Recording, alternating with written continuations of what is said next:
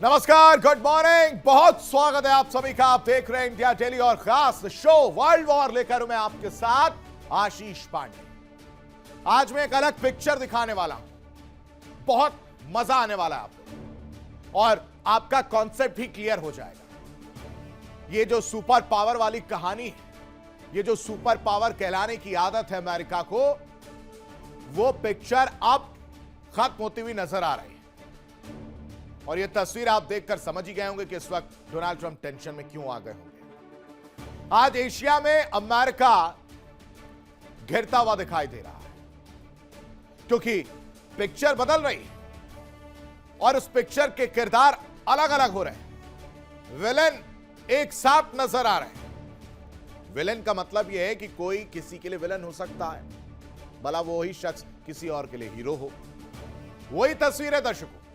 एक तरफ रूस और चीन की बढ़ती दोस्ती, रूस यानी पुतिन और वो पहुंच चुके हैं। वो दोस्ती दिख रही है, बाकायदा रेड कारपेट लगाया गया है और ये मुलाकात हो रही है। इधर मुलाकात हो रही है, उधर सर पकड़े ट्रंप बैठ गए हैं क्योंकि दूसरी तरफ ईरान और उत्तर कोरिया जैसे देशों की खुली चुनौती है, चैलेंज है। और अब इंडोनेशिया जैसे अहम देश भी अमेरिका को आंखें दिखा रहे हैं। बहुत जोर का झटका दिया गया है इंडोनेशिया के जरिए। पता नहीं डोनाल्ड ट्रंप कैसे इसको लेते हुए नजर आएंगे। जिस इंडोनेशिया को अमेरिका अपने एशियाई रणनीतिक प्लान का बड़ा हिस्सा मान रहा था, वही इंडोनेशिया अब पीछे हटता दिखाई दे रहा है। डिफेंस डील पर सवाल उठ रहे हैं। कह रहा कौन सा डील कर दिया साइन, अब नहीं करेंगे, हम बात ही नहीं करेंगे, खत्म। अमेरिकी सैन्य मौजूदगी को लेकर विरोध बढ़ रहा है और इससे वॉशिंगटन की टेंशन कई गुना ज्यादा बढ़ गई क्योंकि यह सिर्फ एक डील का मामला नहीं है। यह उस बदलती दुनिया का संकेत है जहां क्यूबा जैसे देश भी अब खुलकर अमेरिका को चैलेंज कर रहे हैं, चुनौती दे रहे हैं। जहां चीन आर्थिक ताकत से देशों को अपने पाले में ला रहा है और रूस सैन्य गठजोड़ के जरिए अमेरिका की घेराबंदी कर रहा है। तो ऐसे में सबसे बड़ा सवाल यह हो जाता है कि क्या डोनाल्ड ट्रंप की आक्रामक विदेश नीति अब अमेरिका पर ही भारी पड़ रही है? क्या एशिया में अमेरिका की पकड़ कमजोर हो रही है? और क्या रूस चीन मिलकर ऐसा चक्रव्यूह बना चुके हैं जिसमें अमेरिका धीरे धीरे फंसता जा रहा है? आज हम वो पिक्चर दिखाएंगे, वो कॉन्सेप्ट क्लियर करेंगे। कैसे इंडोनेशिया के रुख ने अमेरिका को बड़ा झटका दिया है, कैसे चीन पर्दे के पीछे पूरी रणनीति बिछा रहा है और कैसे छोटे छोटे देश अब अमेरिका की आंखों में आंखें डालकर बात कर रहे हैं। क्योंकि यह लड़ाई सिर्फ हथियारों की नहीं, यह लड़ाई है प्रभाव की, यह लड़ाई है दबदबे की और यह लड़ाई है नए वर्ल्ड ऑर्डर की। लेकिन सबसे पहले नजर डालते हैं आज की 4 बड़ी खबरों पर, जिस पर विश्लेषण करते हुए हम नजर आएंगे, वो भी आपको दिखाते हैं। अब आप समझिए कि कहानी कैसे बदल रही है। एशिया वर्सेस यूरोप, उत्तर कोरिया, चीन, रशिया एक तरफ और अमेरिका एक तरफ, बट गए। यही पिक्चर इस वक्त देखने को मिल रही है दर्शकों। अब आप समझिए कि क्यों हम ऐसा कह रहे हैं। रूस और चीन का जो चक्रव्यूह है, डोनाल्ड ट्रंप फंसते हुए नजर आ रहे हैं धीरे धीरे, क्योंकि डोनाल्ड ट्रंप मुलाकात करने गए थे तो चाय पानी नाश्ते के लिए बिस्किट और छोटी मोटी चीजें जो है वो दे दी जाती है। उसी तरह से उस छोटी मोटी डीलों को आप समझिए। लेकिन इस मुलाकात के दौरान उन्हें कुछ बड़ा नहीं मिला और यह समस्या दिमाग में चल ही रही थी कि उधर पुतिन ने कहा, hello mister president, I am going to China. और इतना सुनना था कि शी जिनपिंग ने रेड कारपेट बाकायदा बिछाया गार्ड ऑफ ऑनर दिया गया। उतर कर आए, माननीय को लेकर गए। 2 दिन का दौरा है। चीन और पुतिन की मुलाकात है। टेंशन में अमेरिका इस वक्त नजर आ रहे हैं और इस वजह से हम कह रहे हैं कि रूस और चीन के चक्रव्यूह में अब ट्रंप फंस चुके हैं। एशिया वर्सेस यूरोप वाली कहानी क्या कहती है वो आपके सामने रखेंगे, लेकिन दूसरी बड़ी खबर जो इस पर चर्चा करेंगे वो आपको बता देते हैं कि किस तरह से अब चीजें चेंज होती हुई नजर आ रही हैं। डोनाल्ड ट्रंप फंसते हुए नजर आ रहे हैं। यहां तो वो फंसे, ये फंस गए अपने देश में भी, मिड टर्म चुनाव को लेकर भी, और ये फंस गए। अब आप सोचिए कि सीजफायर के ऐलान के बाद से लेकर अब तक, इस 2026 की अगर मैं बात करूं तो अब तक ये 26 बार से ज्यादा पलटी मार चुके हैं। अपनी बातों से ही मुकरते हुए नजर आ जाते हैं। आज हमला कर देंगे, कल हमला कर देंगे, समय बहुत कम बचा, समय खत्म हो रहा है, टिक टिक की सुनाई दे रही है, लेकिन हमला कब करेंगे खुद नहीं मालूम, कर ही नहीं सकते हैं। दर्शकों, एक तरफ कह रहे हैं कि यूएई, सऊदी, कतर ने कहा कि हमला मत करिएगा, तो हमने हमला नहीं किया। लेकिन ये नहीं बता रहे कि इनके यहां की एक रिपोर्ट है जिसमें बताया जा रहा है कि एयर डिफेंस मजबूत किया ईरान ने, और इस वजह से ये डरे हुए हैं, और इस वजह से डोनाल्ड ट्रंप फंसे हुए हैं और सोच रहे हैं कि भाई साहब कैसे इस युद्ध से बाहर निकलेंगे। क्या है इसकी इनसाइड स्टोरी, वो भी आपके सामने रखेंगे। लेकिन तीसरी बड़ी खबर जिस पर चर्चा करते हुए हम नजर आएंगे वो आप समझिए कि इंडोनेशिया का यूएस को झटका। यह जोर का झटका बहुत धीरे से लगा है दर्शकों। जी हां, क्योंकि जिस डील को लेकर अपने दबदबे, अपने रक्षा मसौदे, अपने सैन्य हथियार, यानी कुल मिलाकर कहें तो अमेरिका जो अपनी डींगे हाँकता था, उस डींग को सुई चुभोकर फुस करता हुआ इंडोनेशिया नजर आ गया। कह रहा डील तो साइन की, लेकिन क्या मतलब है, भूल गया मैं, कोई डील वील नहीं। अब आप सोचिए कि ईरान तो ईरान, इंडोनेशिया भी जवाब दे रहा है उसी सुपर पावर को जो ये कहता है कि हमसे बड़ा कोई सुपर पावर नहीं है, हमसे बड़ा कोई ताकत वाला नहीं है, हम जहां चाहें जैसे चाहें वहां हमला कर सकते हैं। यहां पर अमेरिका कुछ भी नहीं कर पा रहा। आखिर इंडोनेशिया ने यह स्टेप क्यों उठाया, आखिर इंडोनेशिया ऐसी चीजें क्यों कर रहा है, इसका भी विश्लेषण करेंगे। लेकिन चौथी बड़ी खबर अब आप समझिए कि क्या कहानी कह रही है। वो कहती है कि छोटा देश बड़ा खतरा, यानी छोटा पैकेट बड़ा धमाका। क्यूबा को इन्होंने बहुत छोटा समझा। क्यूबा को इन्होंने सोचा कि सैंक्शंस लगाकर उसे पूरी तरह से खत्म कर देंगे, उस पर कब्जा कर लेंगे, उसे अपना हिस्सा बना लेंगे, गार्डन बनाएंगे और गार्डन में घूमने जाएंगे। लेकिन उस सपने पर कहर बनकर बरस रहा है क्यूबा। ईरान, इंडोनेशिया के बाद क्यूबा भी कह रहा है कि अगर आप हमला करने की सोच रहे हैं तो इतना खून बहाएंगे, इतना खून बहाएंगे कि सड़कें लाल हो जाएंगी। लाइट नहीं आ रही है, लेकिन सड़कों पर बहता खून जरूर दिखाई देगा। अस्पताल नहीं है, लेकिन सड़कों पर खून बहता जरूर दिखेगा।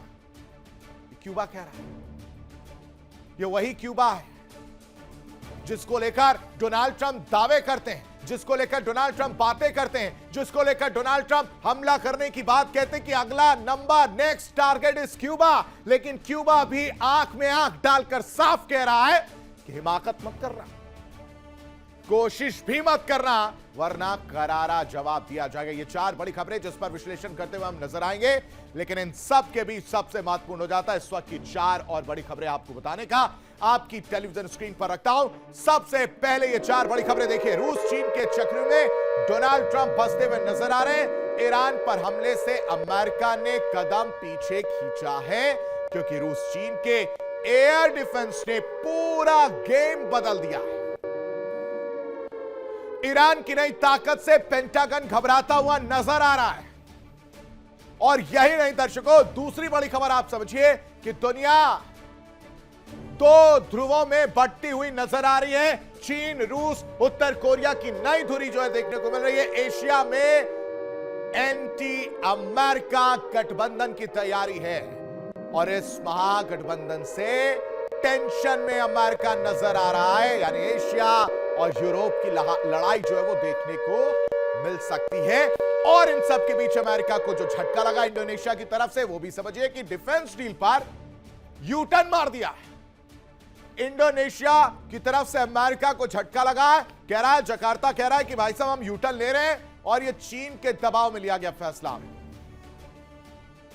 इंडो पैसिफिक प्लान को एक बहुत बड़ा झटका लगा है। लेकिन इन सब के बीच अमेरिका के लिए कैरेबियन भी खतरा बना, यानी चारों तरफ से 7.5 अमेरिका के ऊपर मंडरा रही है। रणनीति चक्रव्यूह में अमेरिका इस वक्त फंसा हुआ नजर आ रहा है, क्योंकि रूस ईरान ड्रोन से क्यूबा का बड़ा खेल भी देखने को मिल रहा है।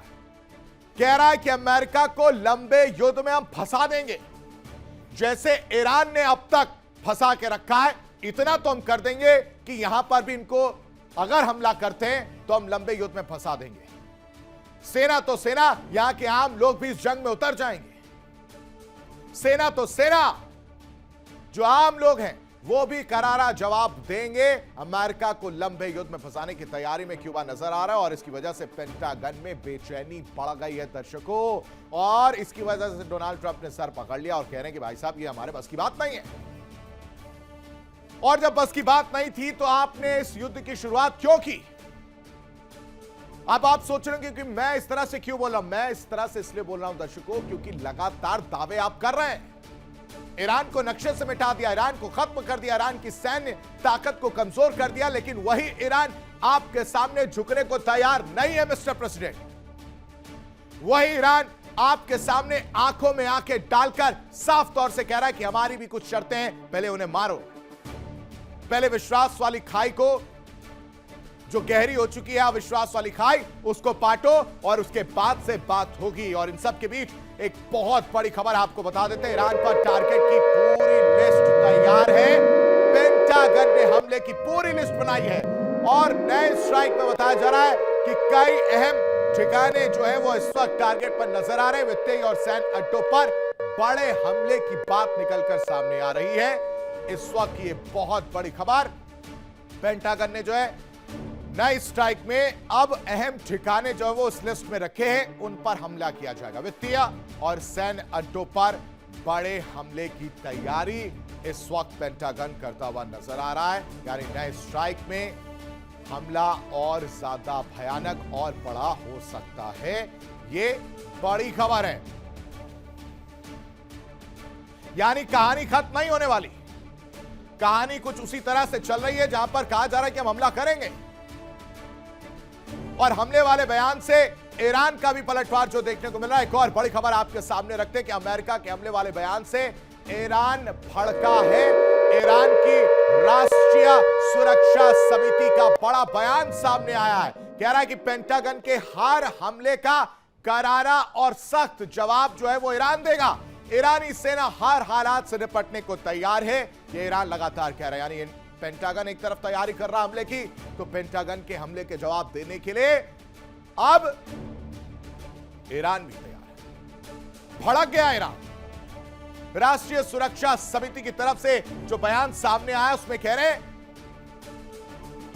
कि अगर पेंटागन ने हमला किया,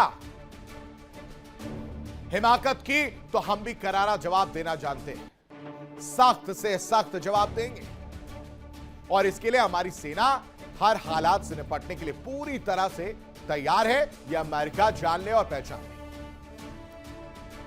अब पूरी कहानी आपके सामने मैं पेश कर रहा हूं। वो पिक्चर अब आप समझिए स्टेप बाय स्टेप कैसे क्लियर होती हुई नजर आएगी, क्योंकि अमेरिकी राष्ट्रपति डोनाल्ड ट्रंप एक बार फिर ईरान पर बड़ा हमला करने वाले थे दर्शकों, लेकिन आखिरी समय में उन्होंने अपने कदम पीछे खींच लिए और ट्रंप ने खुद इसकी वजह सऊदी अरब, कतर और यूएई को बताया। लेकिन रिपोर्ट्स और रक्षा जानकारों का कुछ और ही मानना है, जिसकी तरफ ट्रंप ने देखा तक नहीं। जिसकी तरफ ट्रंप ने सोचा तक नहीं। दरअसल रूस और चीन ने मिलकर ईरान के लिए ऐसा चक्रव्यूह बना दिया है, ऐसा चक्रव्यूह तैयार कर दिया है जिसे भेद पाना अमेरिका के लिए मुश्किल हो गया है। समझ ही नहीं आ रहा कि इस चक्रव्यूह से निकले कैसे, इसको तोड़े कैसे, और इसमें अमेरिका धीरे धीरे धीरे फंसता जा रहा है। चलिए जानते हैं कि आखिर इस चक्रव्यूह की पूरी कहानी क्या है, वो आपके सामने रखते। देखिए, रूस चीन का जो ये चक्रव्यूह है, उससे अमेरिका की टेंशन बढ़ गई है और ट्रंप की रणनीति पर सवाल उठने लगे हैं। कहा जा रहा है कि ट्रंप की जो रणनीति है वो पूरी तरह से फेल है। ईरान बनाम अमेरिका की टेंशन देखने को मिली है। 26 बार धमकी, ये कर देंगे, वो कर देंगे, ऐसा कर देंगे, वैसा कर देंगे, यहां बम मारेंगे, वहां बम मारेंगे, तहस नहस कर देंगे, और फिर पलटी मार जाते हैं। 26 बार धमकी देने के बाद 26 बार डोनाल्ड ट्रंप पलटी मार चुके हैं। सीजफायर के बाद ईरान और ज्यादा मजबूत स्थिति में नजर आ रहा है और इस पूरे गेम को रूस चीन ने बदल दिया है। रूस ने अमेरिकी सीक्रेट खोले और इसकी वजह से ईरान को खुफिया ताकत मिली है, क्योंकि जानकारी रूस की तरफ से साझा किए जा रहे ईरान से, उनके मूवमेंट्स को लेकर। अमेरिकी फाइटर जेट पर नजर है, बॉम्बर की हर मूवमेंट ट्रैक की जा रही है कि कहां है वो, और उसकी इंफॉर्मेशन ईरान को डायरेक्ट इनडायरेक्ट कैसे भी भेजी जा रही है, जिससे ईरान पूरी तरह से सचेत है। ईरान पूरी तरह से तैयार है कि उसे पता है कब कहां कैसे हमला कर रहा है। लेकिन इन सब में अमेरिका की प्लानिंग पूरी तरह से लीक हो गई है। अब आप सोचिए कि रिफ्यूलिंग टाइमिंग तक की जानकारी ईरान के पास है कि कितनी देर में रिफ्यूलिंग हो जाती है। इलेक्ट्रॉनिक जैमिंग का जवाब उनके पास तैयार है। ईरान टेक्नो वॉर मशीन बनता हुआ नजर आ रहा है और चीन ने भी एयर डिफेंस ईरान का मजबूत कर दिया है। यही असली वजह है। यह सब नहीं है कि इन्होंने कहा था कि हम हमला मत करिए। ईरान के पास नया सुरक्षा कवच है और इन सब की वजह से अमेरिका अलग थलग पड़ा है। अमेरिका के लिए हमला मुश्किल होता हुआ नजर आ रहा है और इसी वजह से एशिया और यूरोप वाली कहानी सामने आ रही है, जो मैं आपको बता रहा था कि यही वो पिक्चर है। इसमें अपने आप को हीरो और विलेन, ये मैं आपके विवेक पर छोड़ता हूं कि आप तय करिए। चीन, रशिया और तो और किम जोंग उन, ये एक तरफ, एशिया एक तरफ, और अमेरिका यानी डोनाल्ड ट्रंप वो एक तरफ। और ये नई पिक्चर, नई कहानी लिखती हुई नजर आ रही है। नया पावर सेंटर बनता हुआ नजर आ रहा है। नए व्यापार, नई चुनौतियां, नए रक्षा डील, ये सब कुछ नयापन डोनाल्ड ट्रंप के लिए टेंशन की बात है। रिपोर्ट देखिए।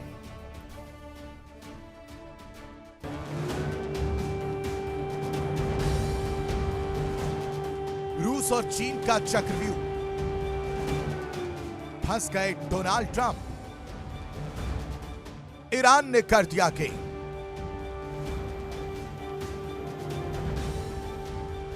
आठ अप्रैल 2026 को ईरान और अमेरिका के बीच युद्ध विराम हुआ था। तब से लेकर अब तक ट्रंप 26 बार ईरान पर हमला करने की बात कह चुके हैं। हैरानी की बात यह है कि हर बार उन्होंने अपनी बात से पलटी मारी। यह सिर्फ संयोग नहीं है, बल्कि इसके पीछे एक बड़ी रणनीतिक वजह है।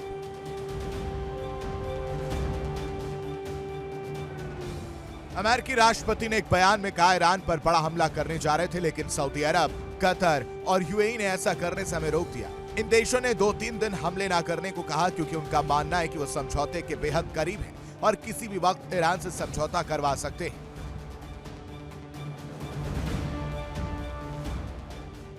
लेकिन असली वजह कुछ और ही लग रही है। रिपोर्ट्स बताती कि ट्रंप जो कह रहे हैं वो सिर्फ आधी सच्चाई है। असली वजह रूस और चीन की मदद से ईरान की बढ़ी हुई ताकत है। ईरान अब इतना बलवान हो चुका है कि अमेरिका हमले का अंदाजा पहले ही लगा सकता है और उसका जवाब देने की क्षमता रखता है। रूस ने ईरान को अमेरिकी सेना के बारे में ऐसी खुफिया जानकारी दी है जिसने पूरा खेल बदल दिया। रूस की मदद से ईरान ने एक खास बात जान ली है।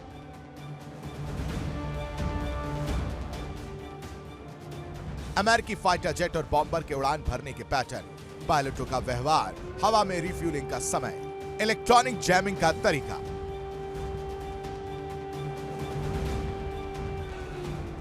यही वजह है कि अब ईरान आसानी से अमेरिकी हमले का अंदाजा लगा सकता है। जहां रूस ने इंटेलिजेंस दी, वहीं चीन ने ईरान की हवाई सुरक्षा को मजबूत किया। चीन की मदद से ईरान ने अपने एयर डिफेंस सिस्टम को अपग्रेड कर लिया है। अब ईरान अमेरिकी मिसाइलों को रोकने में सक्षम है। साथ ही अमेरिकी फाइटर जेट को गिराने की तकनीक भी उसके पास है और इलेक्ट्रॉनिक वॉरफेयर के लिए पूरी तरह तैयार है। रिपोर्ट के मुताबिक युद्ध विराम के दौरान ईरान ने अपने हवाई सुरक्षा नेटवर्क को पूरी तरह से नए सिरे से तैयार किया है।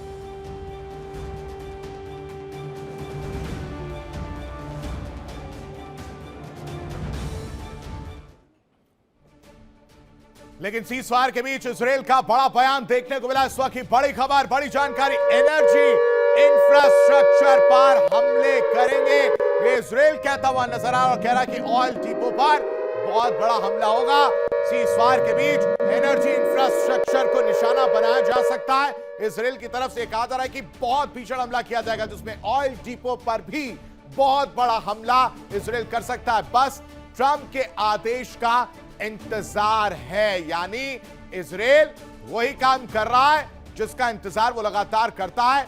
आग में घी डालने का काम वो कर रहा है। वो बैठा हुआ है पैनी नजर गड़ाए हुए। वो जानता है कि इस युद्ध में जीत कितनी महत्वपूर्ण है लेबनान को लेकर, और इसी वजह से इजराइल इंतजार कर रहा है और कह रहा है कि जैसे ही ट्रंप ने बोला हम हमला कर देंगे। लेकिन इन सब के बीच एक और बड़ी खबर आपको बताते हैं। पश्चिमी मीडिया के हवाले से बड़ी खबर आ रही है जहां कह रहा है कि ईरान ने सीजफायर के दौरान अपनी ताकत मजबूत की है। बैलिस्टिक मिसाइल साइट्स को दोबारा तैयार किया गया है। ईरान ने सीजफायर के दौरान अपने आप को और ज्यादा मजबूत करने में इस समय का इस्तेमाल किया है, जिसमें बैलिस्टिक मिसाइल साइट्स को जो खराब हो गई थी या हमले में उनको नुकसान पहुंचा था, उनको दोबारा से तैयार करने का काम जो है ईरान की तरफ से किया गया। यानी एक तरफ सीजफायर और उस सीजफायर के दौरान जो समय चल रहा है उसका उपयोग किया गया, उसको अपने आप को मजबूत करने के लिए, अपनी तैयारी को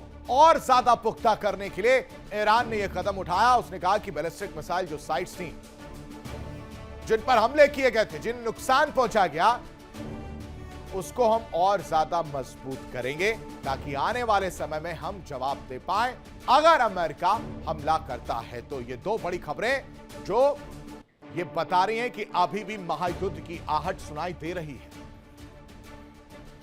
नेतन्याहू कह रहे हैं कि हमें इंतजार है। नेतन्याहू कह रहे हैं कि हमें इंतजार है, डोनाल्ड ट्रंप जैसे ही कहेंगे हम हमला कर देंगे, हम करारा प्रहार करेंगे।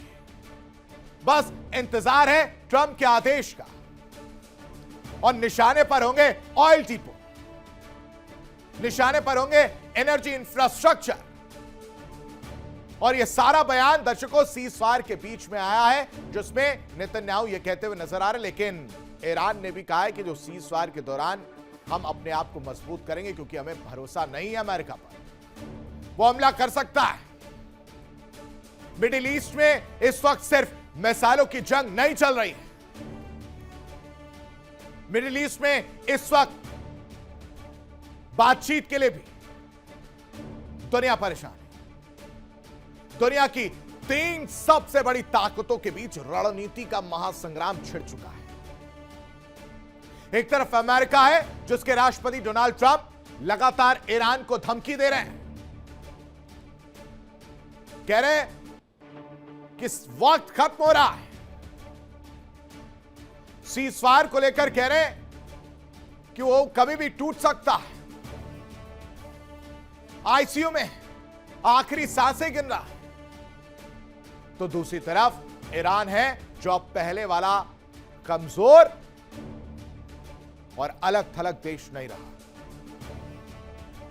क्योंकि इस बार तेहरान के पीछे खड़े हैं ये 3 बड़े चेहरे, रूस और चीन। ये तो थे ही,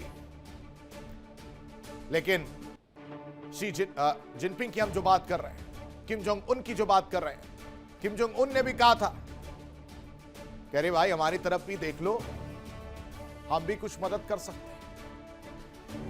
और यही वजह है कि ट्रंप 26 बार हमला करने की चेतावनी देकर बैकफुट पर आ गए। यही वजह है कि 26 बार हमला करने की चेतावनी देकर पीछे हट चुके हैं। और यही सबसे बड़ी बात है कि 26 बार हमला करने की कहानी दोहराकर डोनाल्ड ट्रंप ने यू टर्न मारा है। रिपोर्ट देखिए।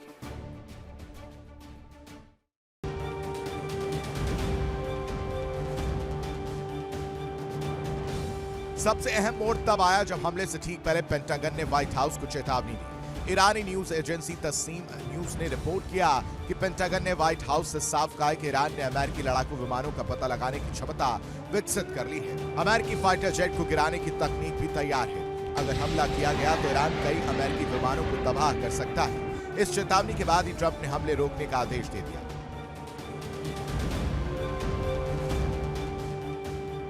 युद्ध विराम के दौरान ईरान ने अपनी स्थिति को लेकर कोई संदेह नहीं छोड़ा है। ईरानी विदेश मंत्रालय के प्रवक्ता इस्माइल बकाई ने कहा कि अमेरिका शर्तों को मानना होगा, वरना बैलिस्टिक मिसाइलों के सामने सरेंडर करना पड़ेगा।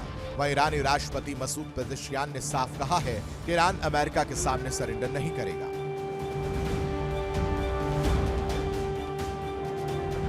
ट्रंप ने अपने बयान में यह भी कहा कि अगर डील नहीं हुई तो हमले के लिए तैयार है, क्योंकि अब दूसरा कोई रास्ता नहीं।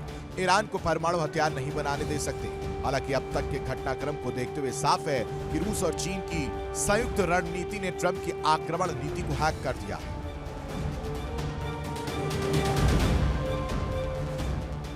कहा जा रहा है कि रूस की इंटेलिजेंस और चीन की एयर डिफेंस ने मिलकर ईरान को एक ऐसा सुरक्षा कवच दे दिया जिसे भेदना अमेरिका के लिए आसान नहीं है।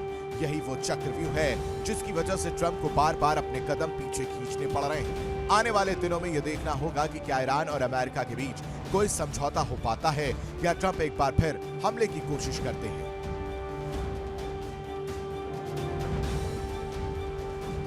Bureau report, India daily.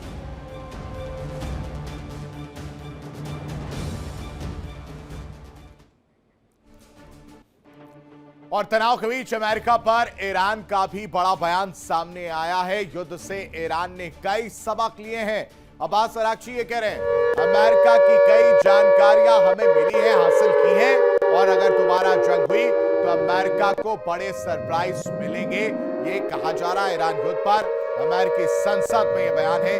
सांसद सेथ मोल्टन ने ईरान युद्ध पर ट्रंप को भी घेरा। अमेरिका ईरान से जंग हार रहा है।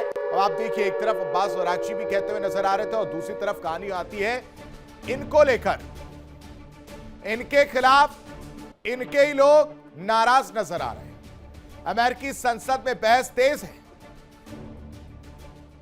सांसद सेथ बोल्टन ने ईरान युद्ध पर ट्रंप को घेर लिया है।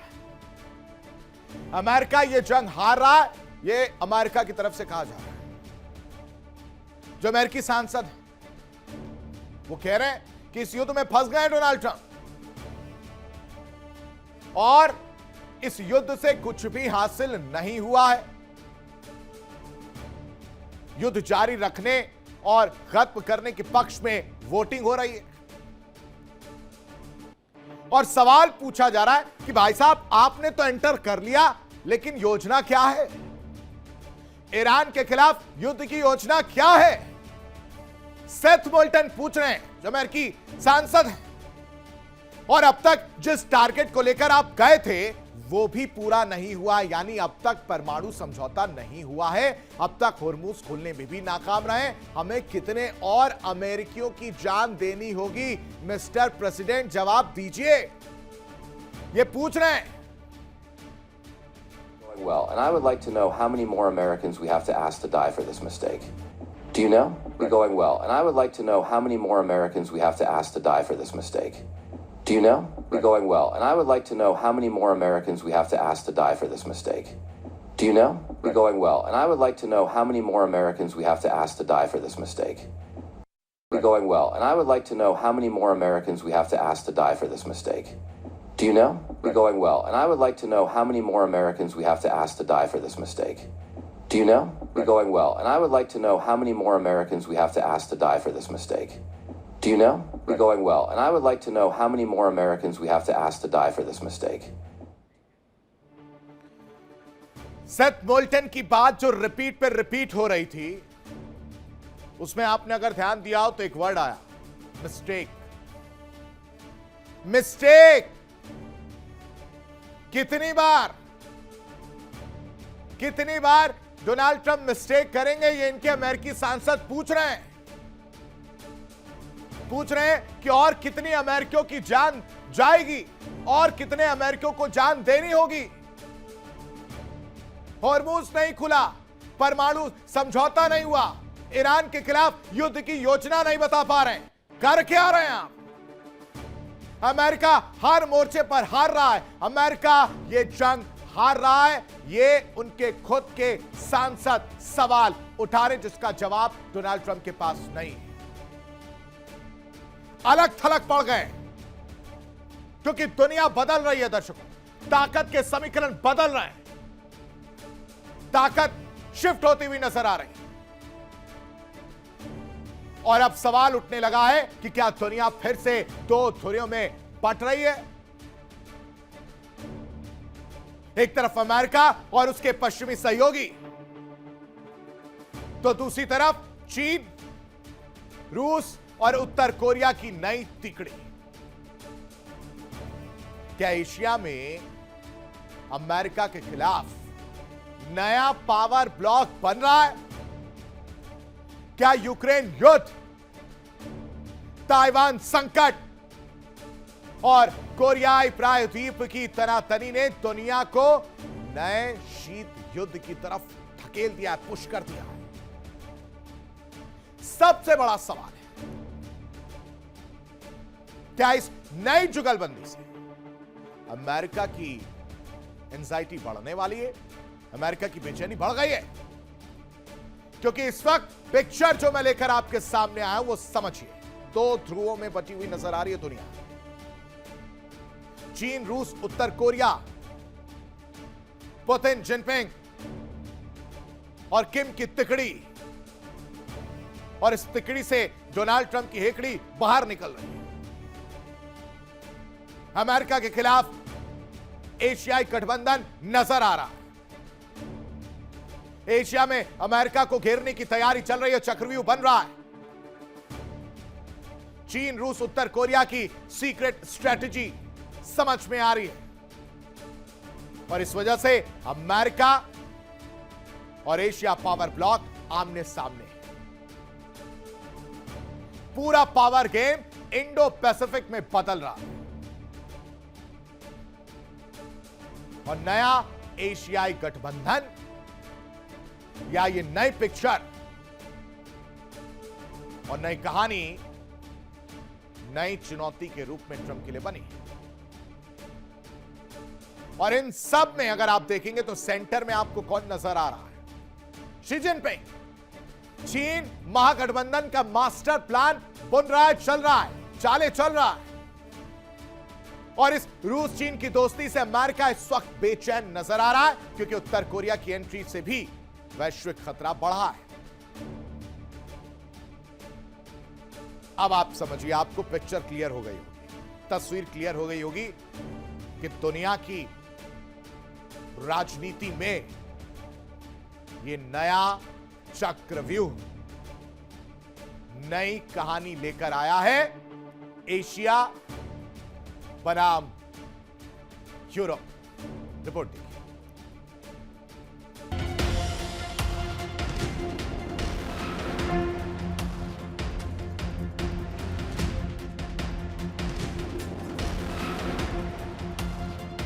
दुनिया फिर दो ध्रुवों में बंट रही है।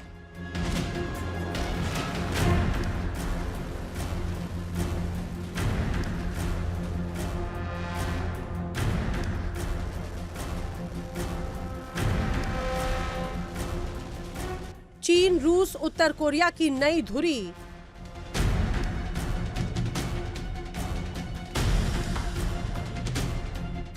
वॉशिंगटन की बढ़ रही है टेंशन।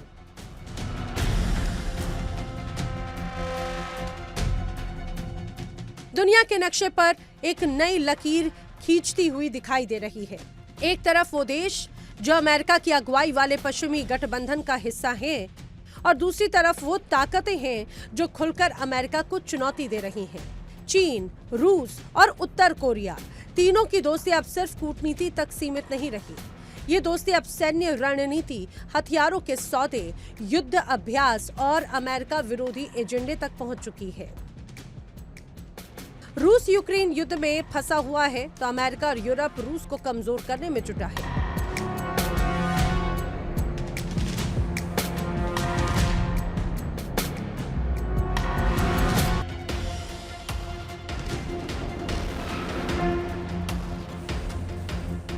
लेकिन इसी बीच चीन ने रूस का हाथ पकड़ा और अब उत्तर कोरिया भी खुलकर रूस और चीन के साथ में खड़ा दिखाई देता है।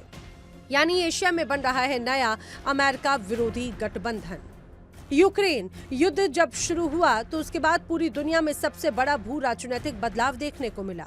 अमेरिका चाहता था कि रूस अंतर्राष्ट्रीय मंच पर अलग थलग पड़ जाए, लेकिन हुआ ठीक इसका उल्टा। रूस ने चीन के साथ अपनी रणनीतिक साझेदारी और मजबूत कर ली। दोनों देशों ने सैन्य सहयोग बढ़ाया, एनर्जी समझौते किए, डॉलर की जगह अपनी मुद्रा में व्यापार बढ़ाया और अमेरिका के दबदबे को खुली चुनौती देना शुरू कर दिया। इतना ही नहीं, चीन और रूस ने संयुक्त सैन्य अभ्यास भी तेज कर दिए। प्रशांत महासागर से लेकर जापान सागर तक दोनों देशों के युद्धपोत और फाइटर जेट्स लगातार शक्ति प्रदर्शन कर रहे हैं। अब इस गठबंधन में उत्तर कोरिया की एंट्री ने अमेरिका की चिंता और बढ़ा दी। किम जोंग उन खुलकर पुतिन के साथ खड़े दिखाई देते हैं।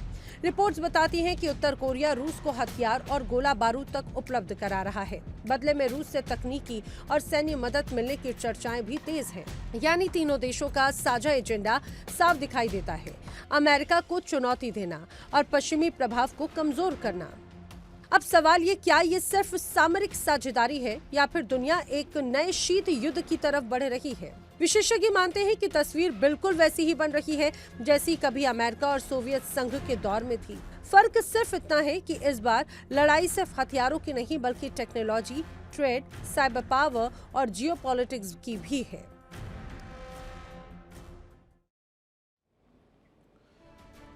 और इन सिर्फ तनाव के बीच अमेरिका पर ईरान का भी बड़ा बयान सामने आया। युद्ध से ईरान ने कई सबक लिए हैं। जो मैंने कहानी आपको बताई थी, एक बार फिर से वही कहानी दोहराई जा रही है। अब्बास अरागची कह रहे हैं कि इस युद्ध से हमने बहुत सबक लिया है, अमेरिका की कई जानकारियां हासिल की हैं।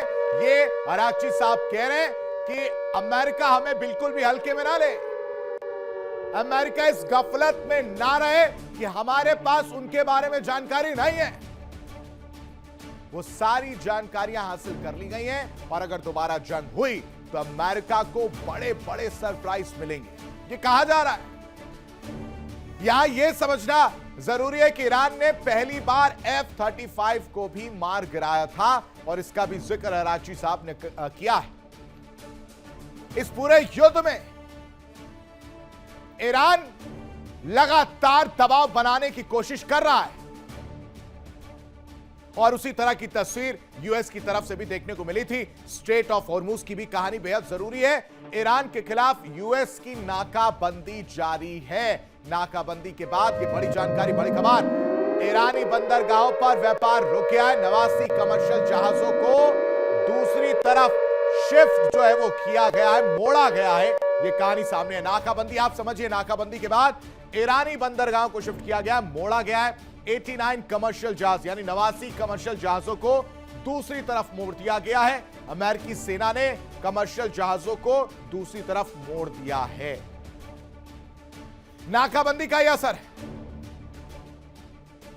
और इस नाकाबंदी की वजह से ये सारे के सारे 89 कमर्शियल जहाजों को दूसरी तरफ मोड़ दिया अमेरिकी सेना कर रही है। और इस बात को अरागची साहब ईरान बखूबी जानता है और इसलिए वो नया ट्रैफिक सिस्टम लेकर आया। वो टोल टैक्स वाली कहानी और इस युद्ध में ईरान ने कुछ किया हो या ना किया हो, वो प्लान, वो तकनीक, वो इंफॉर्मेशन ईरान के पास है। वो कह रहा है कि इस युद्ध से हमने वो सीखा है और अमेरिका को बड़े बड़े सरप्राइज देंगे। ईरान ने पहली बार F-35 को मार गिराया था, यह डोनाल्ड ट्रंप को नहीं भूलना चाहिए, आरागची साहब कह रहे हैं। और वो तकनीक भी हमारे पास है और जिस दिन मौका मिला वो हमला होगा। तो दर्शकों, सवाल बड़ा है, क्या ये सिर्फ सैन्य अभ्यास और कूटनीतिक मुलाकातें हैं या फिर दुनिया एक नए कोल्ड वॉर की तरफ बढ़ रही है? क्योंकि पिछले कुछ महीनों में जिस तरह से चीन और रूस ने अपनी रणनीतिक साझेदारी को मजबूत किया है, उत्तर कोरिया खुलकर मॉस्को और बीजिंग के साथ खड़ा दिखाई दे रहा है और अमेरिका लगातार एशिया प्रशांत में अपनी सैन्य मौजूदगी बढ़ा रहा है। उसने वैश्विक राजनीति की दिशा पर नए सवाल खड़े कर दिए हैं। तो ऐसे में यह कहना गलत नहीं होगा कि बदलती दुनिया में सिर्फ दोस्ती और दोस्त नहीं बदल रहे, बल्कि बदल रहा है पूरा का पूरा वर्ल्ड ऑर्डर। रिपोर्ट देखिए।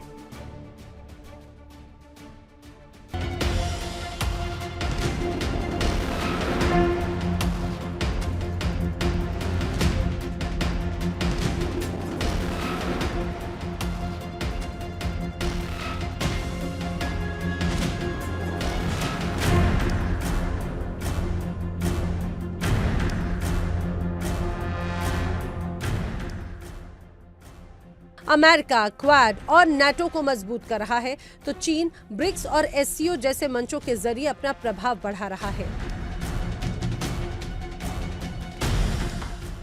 रूस और चीन लगातार ये नैरेटिव बना रखे हैं कि दुनिया अब एक ध्रुवीय नहीं रहेगी, यानी सिर्फ अमेरिका की अब चलने वाली नहीं है। इसीलिए चीन ताइवान पर दबाव बढ़ रहा है। रूस यूक्रेन में पीछे हटने को तैयार नहीं, तो उत्तर कोरिया लगातार मिसाइल परीक्षण कर अमेरिका और दक्षिण कोरिया को चुनौती दे रहा है।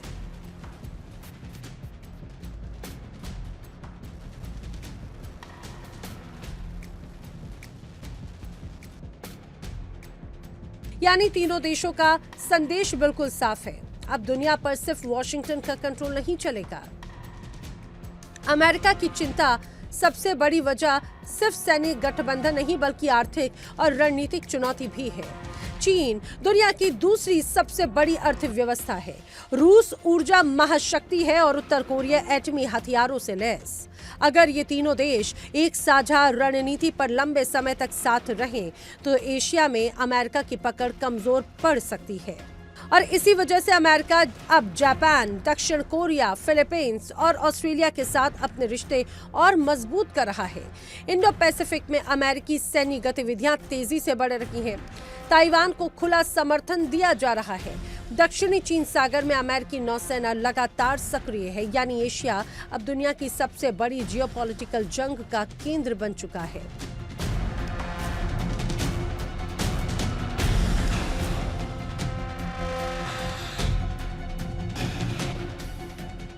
सवाल उठता है कि सबसे बड़ा खतरा आखिर क्या है? खतरा यह है कि अगर ये ध्रुवीकरण और ज्यादा बढ़ा तो दुनिया छोटे छोटे युद्धों का अखाड़ा बन सकती है।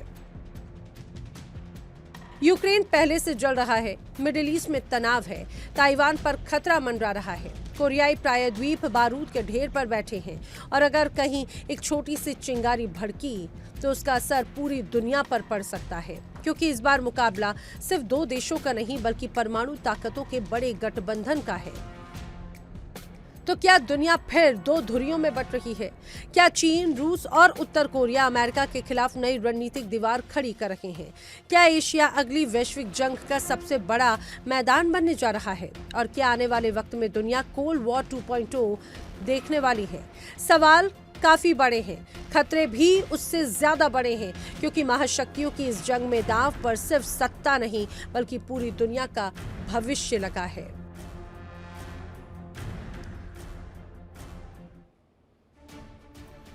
और इस बीच बड़ी खबर, होर्मुज पर ईरान दक्षिण कोरिया के बीच बातचीत, जहाज पर हमले को लेकर बातचीत हो रही है। पार्किल की तरफ से बयान है, जांच पूरी होने होने के बाद कदम उठाएंगे, जिम्मेदार लोगों पर कार्रवाई की जाएगी। होर्मुज में 4 मई को जहाज HMM नाउ पर हमला हुआ था।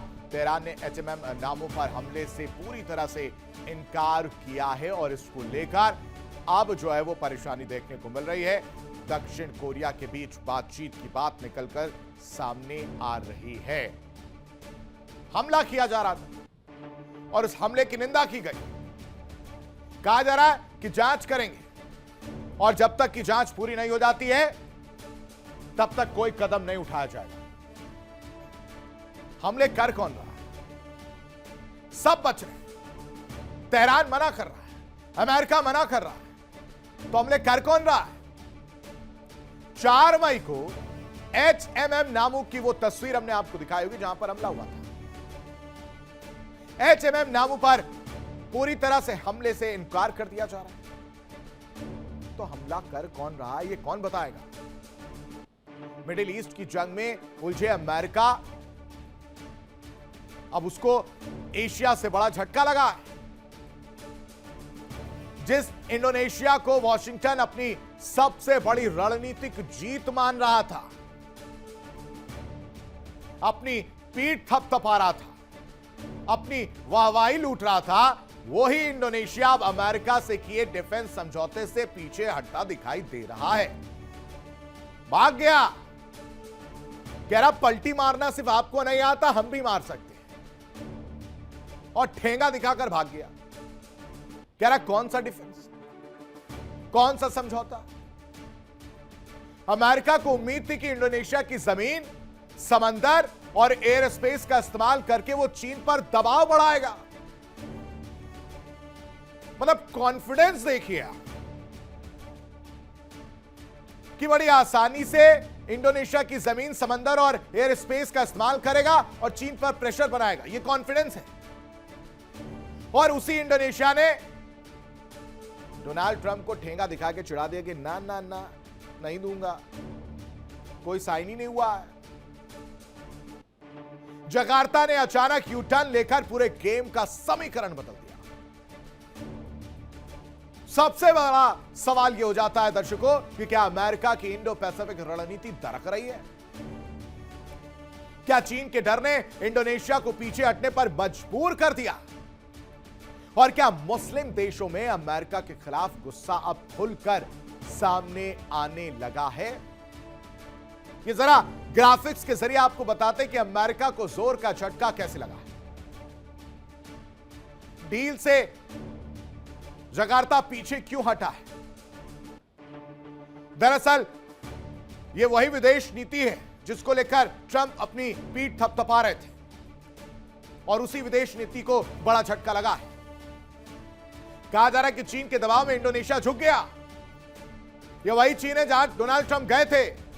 उसी चीन के प्रेशर में आकर इंडोनेशिया झुक गया। मुस्लिम देश ने अमेरिका से दूरी बनानी शुरू कर दी। वो समझ गए कि इनकी मंशा ठीक नहीं, इनके साथ खड़ा होना ठीक नहीं, कोई हमारी भी टांग तुलवा दे। गल्फ कंट्रीज में तो हो ही रहा। अमेरिका से साउथ चाइना सी में अगर हम बात करें या मुस्लिम देश की बात करें, उन्होंने दूरी बनाई। साउथ चाइना सी में भी यूएस का गेम बिगड़ चुका है। अमेरिका को बेस देने से जकार्ता पीछे हटता हुआ नजर आ रहा है, और ऐसा इसलिए क्योंकि चीन से रिश्ते अगर बिगड़े, ये डर है, और उसी डर ने ये जो फैसला है वो पलट दिया। पलटी मार गए। जैसे डोनाल्ड ट्रंप पलटी मारते वैसे इंडोनेशिया ने भी कर दिया। इंडोनेशिया ने अपना स्टैंड बदला और इसकी वजह से वॉशिंगटन परेशान हो गया। अब अमेरिका को इंडोनेशिया की जमीन नहीं मिलेगी। डील पर साइन जरूर हुए, लेकिन अमल से पूरी तरह इनकार इंडोनेशिया की तरफ से कर दिया गया है। यानी ये जोर का झटका बहुत धीरे से लगा है। रिपोर्ट देखिए।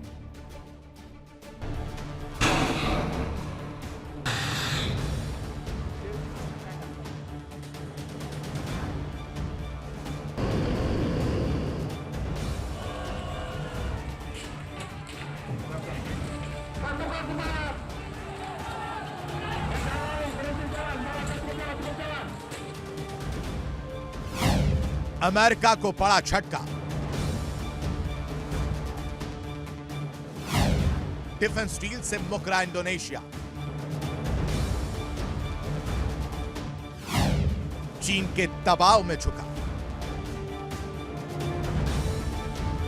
अमेरिका, जो खुद को दुनिया की सबसे बड़ी सुपर पावर कहता है, जिसने इंडो पैसिफिक में चीन को घेरने का मास्टर प्लान बनाया था, उसी अमेरिका को अब ऐसा झटका लगा है जिसने व्हाइट हाउस की टेंशन बढ़ा दी। दुनिया के सबसे बड़े मुस्लिम देश इंडोनेशिया ने अमेरिका के साथ हुई डिफेंस डील पर लगभग ब्रेक लगा दिया। वो डील जिसे अमेरिका साउथ चाइना सी में अपनी ताकत बढ़ाने का हथियार मान रहा था, अब उसी डील में इंडोनेशिया पीछे हटता दिखाई दे रहा है। इंडोनेशिया के रक्षा मंत्री ने साफ कह दिया कि जो डील पर हस्ताक्षर हुए थे उसे लागू करना जरूरी नहीं है, यानी डील हुई जरूर, लेकिन अब जकार्ता उस पर अमल करने की मूड में नहीं है। दरअसल अप्रैल 2026 में अमेरिका और इंडोनेशिया के बीच जो समझौता हुआ था, उसके तहत अमेरिका को इंडोनेशिया की जमीन, समुद्री इलाकों और एयर स्पेस तक पहुंच मिलने वाली थी। अमेरिका का प्लान साफ था, साउथ चाइना सी में चीन की बढ़ती ताकत को रोकना और हिंद प्रशांत क्षेत्र में अपनी सैन्य मौजूदगी को मजबूत करना। लेकिन खेल यहीं पलट गया। इंडोनेशिया के विदेश मंत्रालय ने शुरुआत से ही इस डील का विरोध किया। जकार्ता को डर था कि अगर अमेरिका को खुली छूट दी गई तो चीन भड़क जाएगा और इसका सबसे बड़ा असर व्यापार और आर्थिक रिश्तों पर पड़ेगा, क्योंकि सच्चाई यह है कि चीन इंडोनेशिया का बड़ा कारोबारी साझेदार है। लेकिन सिर्फ सरकार के अंदर ही विरोध नहीं था, इंडोनेशिया की जनता भी इस डील के खिलाफ सड़कों पर उतर आई। विरोध इतना बढ़ा कि देश के अंदर राजनीतिक अस्थिरता और टकराव की आशंका तक पैदा हो गई। अब सवाल यह है कि आखिर अमेरिका के लिए इंडोनेशिया इतना अहम क्यों है, क्योंकि इंडोनेशिया सिर्फ एक देश नहीं बल्कि हिंद महासागर और साउथ चाइना सी के बीच बैठा रणनीतिक दरवाजा है जो इस इलाके को कंट्रोल करेगा। वो एशिया के समुद्री व्यापार और सैन्य गतिविधियों पर नजर रख सकेगा। अमेरिका की पूरी इंडो पैसिफिक रणनीति में इंडोनेशिया एक अहम मोहरा माना जा रहा था, लेकिन अब वही मोहरा हाथ से फिसलता दिखाई दे रहा है। यह सिर्फ एक डिफेंस डील का मामला नहीं बल्कि बदलते वर्ल्ड ऑर्डर का संकेत है। तो क्या इंडोनेशिया के इस यू टर्न ने अमेरिका के इंडो पैसिफिक प्लान को बड़ा झटका दे दिया है? क्या चीन की बढ़ती ताकत के सामने अमेरिकी रणनीति कमजोर पड़ रही है और क्या दुनिया फिर से नए ध्रुवों में बंटती जा रही है? Bureau report, India daily. चलिए अब आपको ये जोर का झटका जो लगा है, अमेरिका को वो समझाने की कोशिश करते हैं कि किस तरह से अब कहानी बदलती हुई नजर आ रही है। अब आप समझिए अमेरिका के लिए झटका क्यों है। इंडोनेशिया की तरफ से झटका दिया गया। इंडोनेशिया दक्षिण चीन सागर और हिंद प्रशांत महासागर के बीच स्थित है और यहां से आसियान देशों की मॉनिटरिंग आसानी से किया जा सकता है।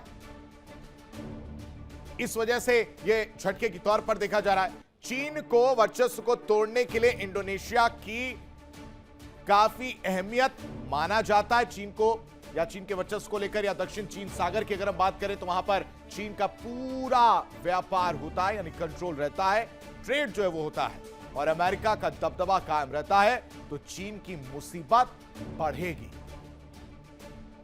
यह भी एक बड़ी वजह है।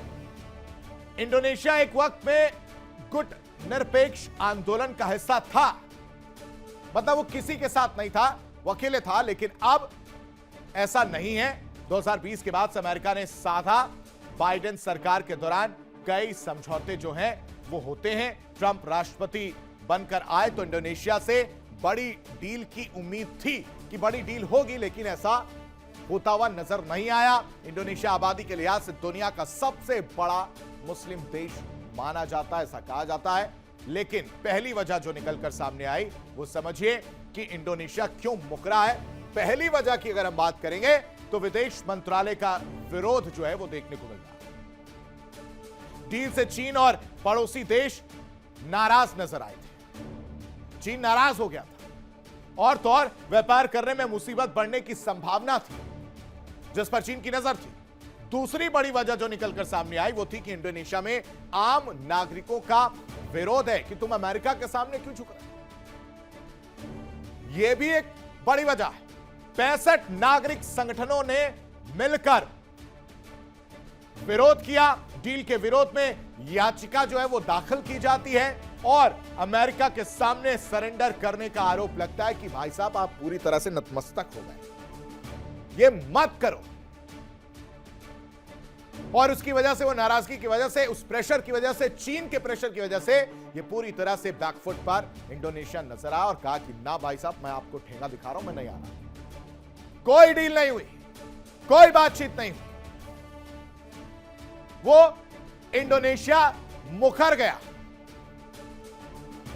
और अब कहा जा रहा है कि भाई साहब चीन का प्रेशर था और इस वजह से ये सारी चीजें हुई। लेकिन इन सब में जो सबसे बड़ा सवाल उठता है वो यही है कि क्या दुनिया फिर, जिसकी पिक्चर हमने आपको दिखाई, जिसमें मैंने आपके विवेक पर छोड़ दिया कि आप तय करिए कि कौन विलन है और कौन हीरो, क्योंकि दुनिया फिर से दो ध्रुवों में बटी हुई नजर आ रही है।